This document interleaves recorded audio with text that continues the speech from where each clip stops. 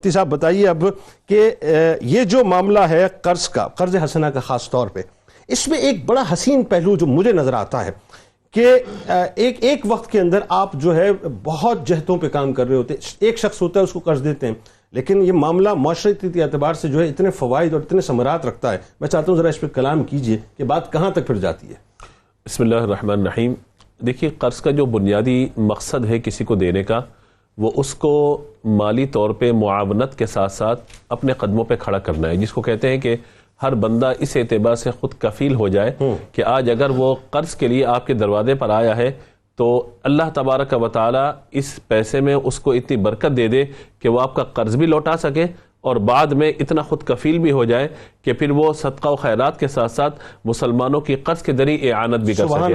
یہ ہے وہ بنیادی پہلو کہ جس کو ہم نے سامنے رکھنا ہے. سبحان اللہ. اچھا، اس میں اگر کوئی شرط آپ لگا دیتے ہیں کہ اگر میں آپ کو دینا ہوں آپ اتنا واپس کریں گے، اول تو یہ قرض نہ رہا بلکہ یہ سودی صورت ہوگی ساری کی ساری.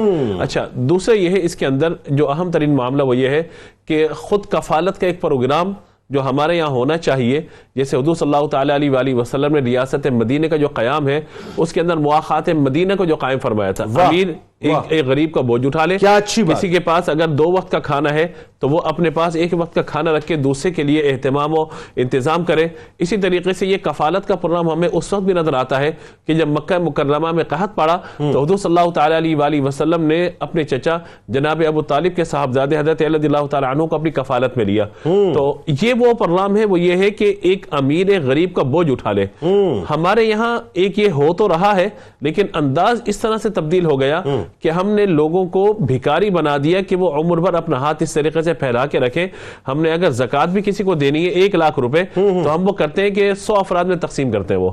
حالانکہ یہ ہو سکتا ہے کہ زکوٰۃ آپ کسی کو اس انداز سے دیجئے کہ وہ اپنی ضرورت پوری کرے، یعنی ایک ہی بندے کو دے دیے جائے. اگرچہ فقہا کا اس میں اختلاف ہے کہ ایک ساتھ مال نصاب کے برابر زکوٰۃ دی جائے نہ دی جائے، میں اس بحث میں نہیں جا رہا فقہی میں، لیکن میں یہ کہتا ہوں کہ اگر مثال کے طور پہ 55 یا 60 ہزار اس وقت نصاب زکوٰۃ کا بنتا ہے 52.5 تولے چاندی کے اعتبار سے، تو میں بصد احترام یہاں پہ عرض کرتا ہوں کہ 60-70 ہزار میں آپ کسی کے گھر کا چولہا اس انداز سے جلا دیجئے کہ آپ اسے کوئی کاروبار کا طریقہ بتائیے، سکھائیے. یعنی یہ نہیں کہ میں مطلب جو ہے وہ آپ کو مچھلی کھلا دی جائے، بلکہ مچھلی پکڑنے کے طریقے سے لے کر اور تمام چیزیں سکھا دی جائیں. تیسری اہم ترین بات میں یہاں پہ عرض کرنا چاہتا ہوں وہ یہ ہے کہ ہمارے یہاں 2 طرفہ یہ معاملہ ہونا چاہیے کہ اگر کوئی شخص کسی کو قرض دے رہا ہے تو سامنے والے کی ذمہ داری کے قرض کو واپس بھی لوٹائے. آج جو اعتماد کی کمی ہے، اعتماد کا فقدان ہے، وہ یہی نظر آتا ہے کہ یہ بندہ اگر کاروبار کر رہا تھا، اس کا کاروبار ختم ہو گیا تو مجھے اس کو قدموں پہ کھڑا کرنا چاہیے. عموماً یہ ہوتا ہے جب تک کاروباری مراسم میں اچھا ہے، جیسے خدا نہ خاصہ کوئی کمی آئی تو ایک دم سے ایسی دوری اختیار کی جاتی ہے کہ وہ بندہ ڈی موٹیویٹ ہو کے خودکشی کی طرف یا خدا نہ خواستہ کوئی ایسے کاموں میں پڑ جاتا ہے جو پھر پریشانی کا باعث بنتے ہیں. ایک بات ہی بتائیے، یہ بالکل آپ کی بات درست ہے 100%، میں بالکل اس میں کوئی دوسری رائے نہیں ہے. میں اس کو یوں سمجھنا چاہ رہا ہوں اس بات کو کہ ہمارے یہاں معاشرے کے اندر بہت سے ایسے لوگ ہیں، بالکل درست بات ہے کہ جی وہ کچھ کرنا چاہتے ہیں لیکن وہی بات ہے کہ ان کا کانفیڈنس جو ہے وہ شیک ہو چکا ہوتا ہے. اچھا، قرض لیا ہے، قرض لوٹانا ہے، ان وعیدوں پہ آگے جا کے مفتی صاحب سے بات کرتے ہیں، کتنی سخت ترین وعیدیں ہیں. لیکن اس سے پہلے کہ میری نیت یہ ہے کہ جی میں جو ہوں مطلب وہ لوٹانا ہی نہیں چاہتا، یا میں نے جو ہے نا وہ لوٹانے کی نیت نہیں کی. ایسے بہت سے تجربے لوگوں کے ہوئے جس کی وجہ سے اب لوگ کسی کو قرض دیتے ہوئے ڈرتے ہیں. جبکہ پھر وہی بات آ گئی، میرا سوال وہیں کھڑا ہوا ہے کہ ایک شخص کو آپ نے قرض حسنہ دیا اور کھڑا کیا تو ایک دیکھیے کہ غربت کا خاتمہ ہوا ہے گھر کے اندر. بالکل ایسا. اچھا، گھر سے پھر وہ محلہ، محلے سے معاشرہ، معاشرے سے جو ہے بات قوم، قوم سے بات جو ہے پھر آگے جاتی ہے. تو اس سوچ کو اگر ہم پازیٹیولی پروان چڑھائیں تو کیسا ہے؟ جی، میں آپ کو عرض کروں کہ 2 چیزوں پر ہمیں کام کرنے کی بہت زیادہ ضرورت ہے، انفرادی سطح پہ، اجتماعی سطح پہ. کچھ کام ہوں گے جو میں اپنے گھر کی سطح پہ کر سکتا ہوں، کچھ کام میں خاندان کی سطح پہ کر سکتا ہوں، کچھ کام جو ہے وہ ریاست کو پھر کرنے ہیں اس حوالے سے. لیکن ہمارے یہاں آج تک اس بات کو لوگ سمجھ ہی نہیں پا رہے کہ قرض دینا یہ بھی ایک بہت بڑی نیکی ہے.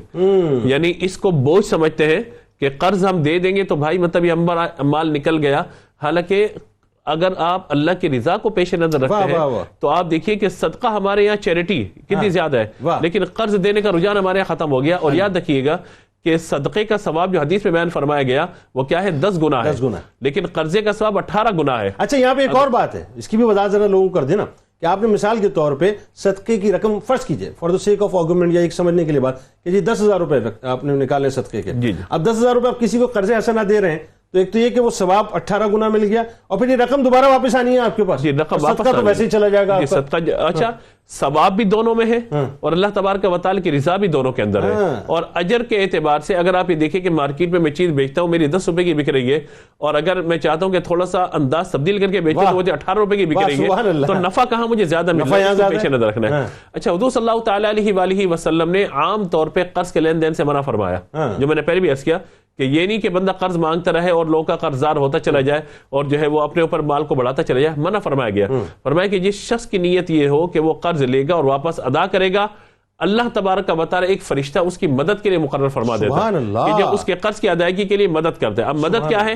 ہو سکتا ہے کہ آپ جو کام کرنا چاہتے ہیں اللہ تعالیٰ اس میں ایسی برکت دے دے کہ آپ نے 2 سال کا معاہدہ قرض کے لیے کیا آپ 2 مہینے کے اندر پیسے واپس کر دیں، اور یہ نیت ہونی چاہیے، اور یہ نیت ہی ہونی چاہیے۔ اصل بات قرض لیا جاتا ہے واپس دینے کے لیے، بالکل ٹھیک ہے۔ اگر یہ نیت ہے کہ قرض نہیں دوں گا تو یہ چور والی صورتحال ہے، جسے حدیث میں وعید کے طور بیان فرمایا گیا۔ حضور صلی اللہ تعالی علیہ وآلہ وسلم نے جو امت کو تربیت کے بات بیان فرمائی وہ کیا ہے؟ ایک شخص ہے حضور کی خدمت میں سوال کیا کر انہوں نے، یا رسول اللہ میری مدد کیجیے۔ فرمایا تمہارے پاس کیا ہے؟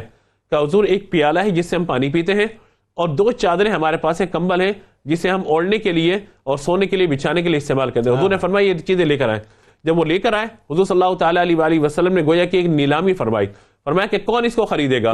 ایک صحابی ہے انہوں نے کہا کہ میں 1 درہم دیتا ہوں، دوسرے صحابی نے کہا میں 2 درہم دیتا ہوں۔ حضور نے فرمایا 2 درہم دو، وہ چیزیں ان کے حوالے کی، اور حضور نے 2 درہم لینے کے بعد اس شخص کو دیے، فرمایا کہ 1 درہم سے اپنے گھر والوں کی کفالت کرو اور 1 درہم سے رسی لے کر آؤ اور 10 اور کلہاڑی لے کر آؤ۔ جب وہ لے کر آئے حضور صلی اللہ تعالی علیہ وآلہ وسلم نے اپنے دستے جود و عطا سے اپنے دستے مبارک سے اس دستے کو کلہاڑی کے اندر ڈالا اور فرمایا کہ اگلے 15 دن تک مجھے نظر نہ آنا، جاؤ جنگل میں لکڑیاں کاٹو اور وہ بیچو۔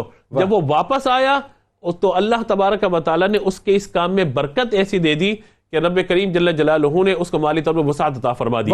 یہ ایک وہ نظام ہے، یہ ایک وہ بات ہے جو ہمیں سیرت نبوی صلی اللہ تعالی علیہ وآلہ وسلم نظر آتا ہے کہ لوگوں کو محتاج نہ بنائیے، لوگوں کو اپنے قدموں پہ کھڑا کرنا طریقہ بتائیے، اور لوگوں کو بتائیے کہ آپ بھی خود کفیل ہو سکتے ہیں، آپ بھی لوگوں کی طرح زکوٰۃ کی ادائیگی کر سکتے ہیں، آپ بھی لوگوں کو قرض دے سکتے ہیں۔ یہ نظام اگر ہو جائے تو معاملہ بہتر ہو جائے۔